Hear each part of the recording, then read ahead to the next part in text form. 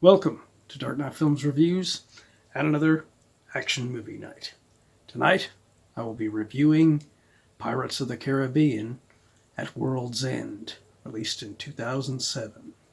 Directed by Gore Verbinski, written by Ted Elliott and Terry Rossio. Starring Johnny Depp, Keira Knightley, Orlando Bloom, Stellan Skarsgard, Bill Nighy, ChowYun-Fat, Geoffrey Rush, Jack Davenport, Kevin R. McNally, Naomi Harris, Tom Hollander, Jonathan Pryce, and Keith Richards. Alright, so if you guys watched my review of the last Pirates of the Caribbean movie, the second film in this series, I wasn't a big fan of what they did in that one. And considering that these two films were shot basically at the same time, they call back to back, the same writing team, the same characters being involved in it and everything. Except this one, there's not enough Johnny Depp in it. There's not enough Bill Nighy in it. Both those characters get downgraded for screen time. ChowYun-Fat is added to the film, and a nothing character that I wasn't really that interested in. I didn't care about him. Jack Davenport's character of Norrington is killed off in this one, which really pissed me off because I actually like Norrington, and I wanted him to be done better in the second film, and in this one he's given even worse because he's made to join up with Cutler Beckett and then ends up getting killed by Bootstrap Turner himself, Stellan Skarsgard. And it was just a useless end to a really awesome character. And as I said in the second film, my review for that one, the Cutler Beckett character didn't need to be in this. This should have been Jack Davenport's Norrington the whole time as your main antagonist toward Jack Sparrow. But they messed it up. So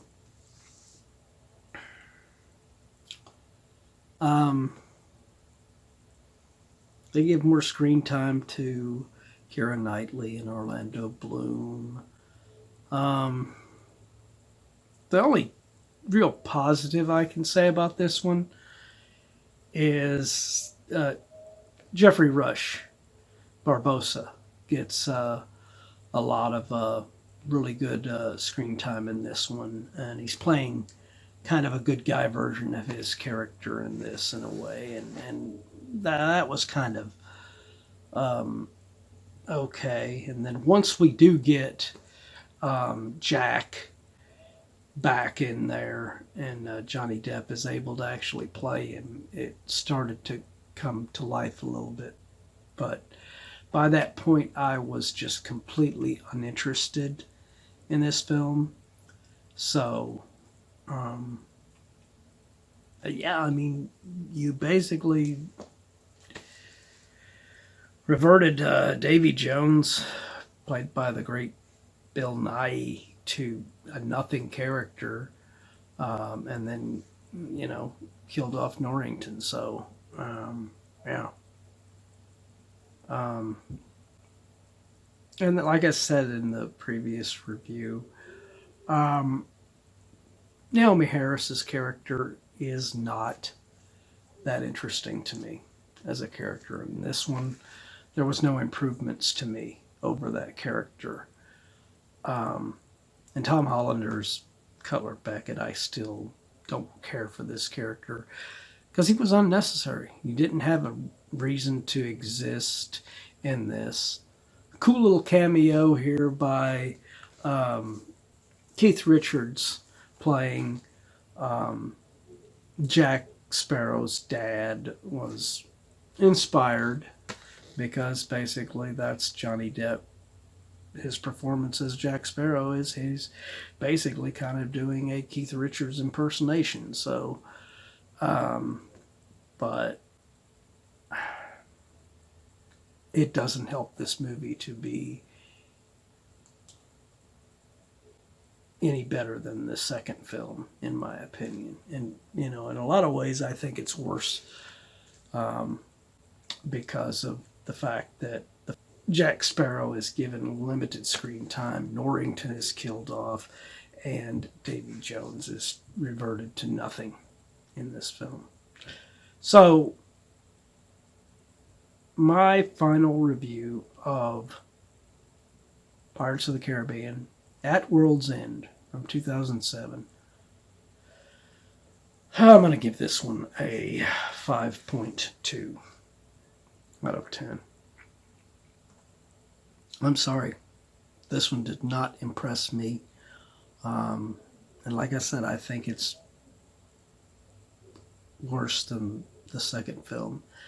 The series just dropped off after the original film. The original film was great. But yeah, this is just not how you do it. So even though Gore Verbinski was still directing it, same director as the original film, was still directing on both of these sequels. And the fact that they shot them back to back, basically one story basically continuing through two films. I mean, it's the writing was on the wall in this second film, so this third film, I mean, it just... But anyway, what do you guys think of Pirates of the Caribbean at World's End? Do you agree with my review?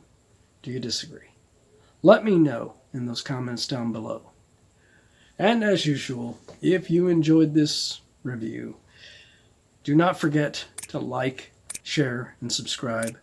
And don't forget to click that bell icon so you can be notified about future videos just like this one. And while you're by the subscribe button, click that join button and become a Dark Knight fan. As a Dark Knight Fan Plus, you can go to a post that is on the Plus area right now where you can vote for any movie, TV show, ranking video that you want to see me cover on the channel.